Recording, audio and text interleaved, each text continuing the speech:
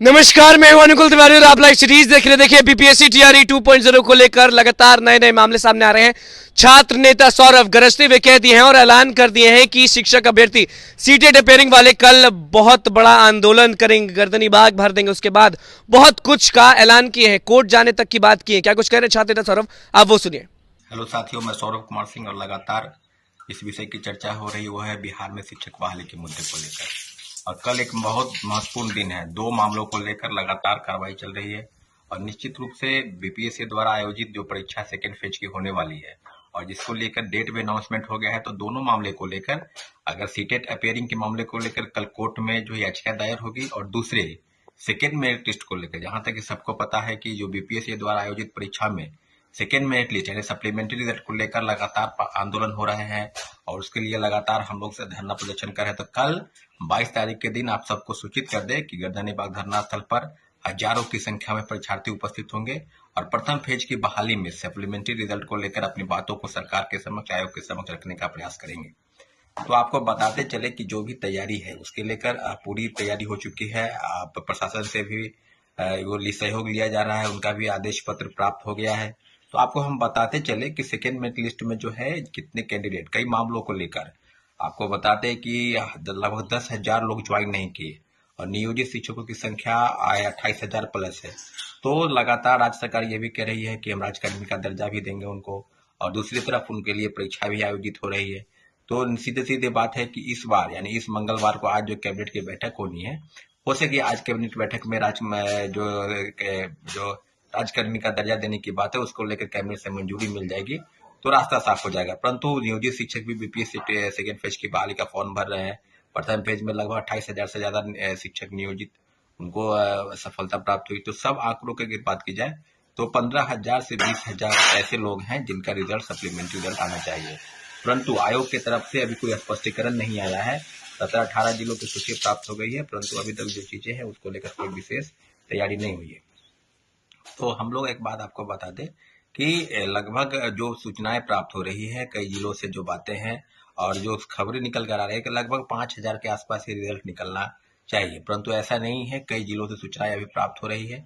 जिला शिक्षा पदाधिकारी और डीपीओ के स्तर से जो सूची है वो शिक्षा विभाग और बीपीएससी से मांगी जा रही है और सारी चीजों पर हम आपको बता दें कि जो चीजें होंगी उसमें 15,000 से 20,000 रिजल्ट, चाहे पीजीटी हो, चाहे टीजीटी हो, चाहे टीआरई हो, सब जगह पर तीनों फेज में 1 to 5 से लेकर और 9, 10, 11, 12 सब में सीटें खाली है। तो सीटें को बचाने का कहीं कोई औचित्य नहीं है। अगर हम ये भी मान के चले अगर ऐसा नहीं होता है तो सीधे सीधे ये कहा जाए कि ये सीटों का एक घोटाला स्तर है, क्योंकि 1,22,324 का जो आंकड़ा है और उसमें लगभग आप ही बता रहे हैं कि लगभग 90,000 लोग ही ज्वाइन किए। कई हजार लोग जो है फर्जी प्रमाण पत्र के आधार पर जो है वो डिग्री नियुक्ति पत्र पा लिए, उन पर भी कार्रवाई की सुई लटक रही है, उन पर भी कार्रवाई चल रही है। और जिलों से लगभग कोई ऐसा जिला नहीं है जहां से फर्जी प्रमाण पत्र के आधार पर नियुक्ति पत्र प्राप्त नहीं कर लिए हो। तो सीधे सीधे कहा जाए तो घोर लापरवाही है, चाहे शिक्षा विभाग का हो, चाहे बीपीएससी का हो, किस स्तर पर क्या हुआ है। परंतु इतना जरूर है कि आने वाले समय में जिस तरह की विद्यार्थियों के मन में जो आशंका है और उनकी एक उम्मीद है कि बीपीएससी कम से कम 20,000 सप्लीमेंट्री रिजल्ट निकालेगी, परंतु इन सब चीजों को लेकर कहीं से अभी तक कोई क्लियर मैसेज नहीं आया है। तो आपको हम बता दें कि बीपीएससी द्वारा आयोजित ये जो सेकेंड फेज की बहाली है उसमें भी लगभग 1,20,000 पदों की बात की जा रही है। तो सीट को, वैकेंट सीट को कंपनसेट किया गया और अब भी जो बाकी है जितने कैटेगरी का, प्रत्येक कैटेगरी में उतना ही मांग है, तो फिर उस सीट को बचाने का कहाँ कोई औचित्य है। जितना कट ऑफ गया है मिनिमम कट ऑफ, उसके पास पास जितने भी रिक्वायर्ड कैंडिडेट हैं और उनकी जो मांग है उनका यही है कि सप्लीमेंट्री रिजल्ट निकाला जाए। अब प्रत्येक कैटेगरी में कितना रिजल्ट आएगा, चाहे पीजीटी हो, टीजीटी हो, चाहे टीआरई हो, तो सब जगह तो हम लोग का एक स्पष्ट मानना है कि पीआरटी में सीटों की संख्या 1 to 5 में कितनी है। आप ओवरऑल चीजें बताइए, कहाँ कहाँ किन किन विषयों पर शिक्षकों की भारी मात्रा की कमी है, उस सब चीजों पर आप एक डाटा प्रस्तुत कीजिए। परंतु अभी तक जो संभावना है वो है कि कम से कम 20,000 रिजल्ट जो है वो हम लोगों की संभावना है कि निकलेगा। परंतु जो खबरें निकल कर आ रही है कि लगभग 5,000 रिजल्ट निकलेगा। अगर ये सब चीज है तो कल एक महत्वपूर्ण बैठक है, बैठक के बाद धरना प्रदर्शन होगा और जो भी चीज सरकार के समक्ष मांगों को रखने का एक प्रयास है। तो उम्मीद करते हैं कि आप सभी साथी से जो सीटेट अपियरिंग है वो केस संबंधी चीजों को समझेंगे और जो सेकेंड मेरिट लिस्ट को लेकर मांग लगातार कर रहे हैं वो भी कल धरना प्रदर्शन गर्दनी बाग में 10 बजे सुबह आने का प्रयास करेंगे।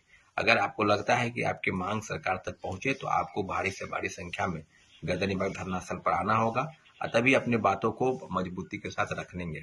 साथियों, जैसा कि सबको पता है कि जो चीजें आपके समक्ष सरकार के पास जाएगी उस चीज की वैल्यू है, उस चीज के रिगार्डिंग जो भी चीजें होंगी आपको हम बताते चलें कि कल महत्वपूर्ण दिन है दोनों चीजों की, सीटेड अपेयरिंग और सेकंड मेरिट लिस्ट को लेकर। साथियों ठीक है, धन्यवाद, जय हिंद। तो आपने सुन लिया कि छात्र नेता सौरभ ने ऐलान कर दिया है आंदोलन का। सीटें रिपेयरिंग वाले हो गए, शिक्षक अभ्यर्थी हो गए, वो टीआरई 2.0 को लेकर हंगामा करेंगे, अपनी मांगों को सरकार तक पहुंचाएंगे। जी हां, आप भी जानते हैं कि सेकंड मेरिट लिस्ट अब तक नहीं दिया गया है और सीटें रिपेयरिंग को मौका अब तक नहीं दिया गया है। छात्र नेता सौरभ ने क्या कुछ कहा, किस तरह से बोल रहे थे, किस तरह से समझा रहे थे, वो आपने सुन लिया। आप देखना होगा कल कि किस तरह का आंदोलन होता है सीटें रिपेयरिंग और शिक्षक अभ्यर्थियों के द्वारा। तो बस लाइव सीरीज के साथ बने, चैनल को सब्सक्राइब कर, धन्यवाद।